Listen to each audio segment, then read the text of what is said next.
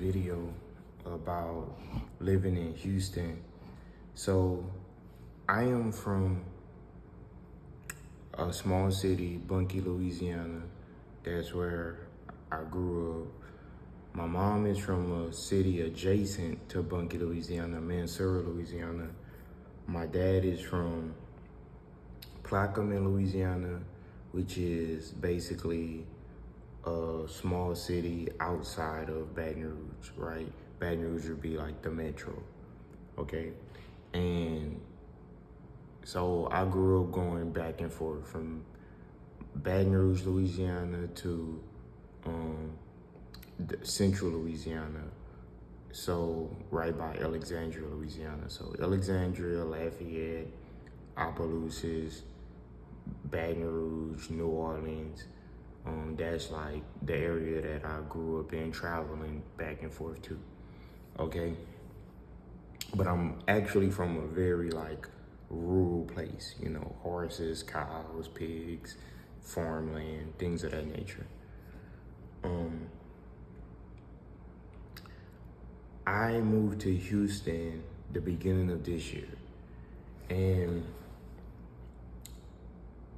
I came to Houston with a CDL, 2 years of experience OTR, which was very challenging. So I'd already been all over the country. Also, I moved to Houston with a college degree, a bachelor's of science degree. And so in moving to Houston, I came to Houston already equipped to find a job, find work, get employment. And that's a benefit. I was really overqualified to live where I was living. I couldn't live in Louisiana anymore because my education matched with my trucking career, whether I wanted to do something that related to my degree, teaching, political science, working in the civil society or something like that, civics. That was open to me, but the pay really wouldn't be there. If I stayed in trucking, the same thing, the pay really wouldn't be there. So I came to Houston. Man, if you were to read the headlines, like I was just reading some headlines in Houston. Man, if you just read the headlines, Houston would seem like such a scary place. Sunnyside, Greens Point in North Houston, Golfton, Southeast Houston, Southwest Houston. Man, you would just see, you know, this person was unalive, this person was unalive, stabbing over here, murder over here. This year alone, they said it was 110 murders in Houston. Guys, 110. Now, the population of Houston, I would say is around like, the whole metropolitan and stuff is probably around like 3 million, 4 million. So compared to the population, some people would say that's not a lot of people, but I would say one person is too many, right? No one should have their lives taken. Like I'm reading something right now. 4 hours ago, father-in-law, son-in-law found unalived in apparent murder.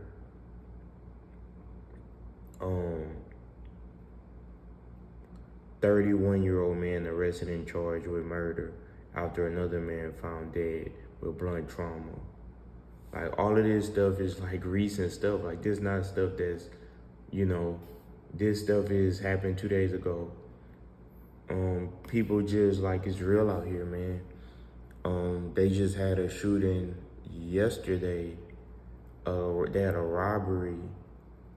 Walking distance is about 5-6 hours from here, but driving is about 20 minutes from here, from where I live. Now, I live in the Spring, Woodlands, Conroe cluster, like this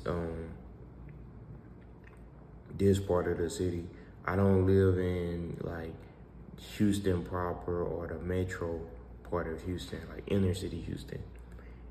Think everything between the 610 loop, the 610 wraps around the city, is you're in a danger zone. Like, now here's the thing. I actually rented an Airbnb within the 16 loop twice or three times, before I had my apartment. Sunnyside, I lived in Sunnyside for a time, which is supposed to be a dangerous place, but the whole area isn't dangerous. It's just that it's a lot of older homes there, nice homes, just older homes there. And, the older people are aging out and the younger people don't have any money, okay? Then you have, like Northwest Side, that's like you're entering like North Houston. I stayed over there in a nice Airbnb, and I stayed by a Airbnb right by Texas Southern, you know what I'm saying? Second, third ward. And so those areas are considered dangerous, but you got a lot of young people, college kids. You're near downtown. You have a lot of homeless people, and then also you got it to where it's like there's not enough jobs for the population. You know what I'm saying? So a lot of people are basically, doing what they can to survive. They get into some street business. It is what it is. So I'm saying that to say that where you live really matters, because I got a friend, he lives like right off Westernheimer Road. I got friends and family members and stuff that live in the Woodlands. Someone that I know live in Conroe. I got friends and a lot of people I know that live in Pearland.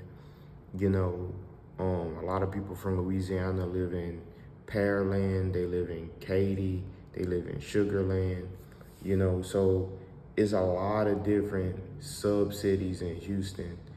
And, to me, if you're moving to Houston, I always say two things. One, keep about $10,000 cash in savings at all times. That's just a no-brainer. You never know what could happen. Two,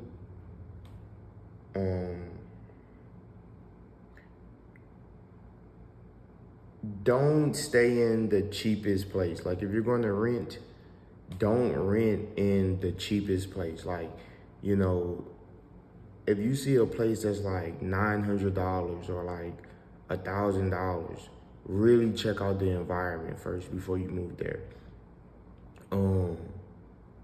Visit the community at night, and also paying an extra $200 to $400, because in the South, that's a big deal, believe it or not, man. Like, paying an extra $400 might go a long way towards your comfort. So okay, the apartment I'm currently living in is $1,750 monthly, right? And then once you add in utilities, I'm right at like $2K a month for my living situation. But we got a parking garage. It's considered a luxury apartment, but for what I'm paying and what I'm getting, it's really not a bad deal. You know what I'm saying? Like, I don't feel unsafe. I feel safe. My car, my vehicle, which is, you need a vehicle in Houston, it's in a good place. I don't have to worry about somebody, I don't have to worry about somebody breaking into it.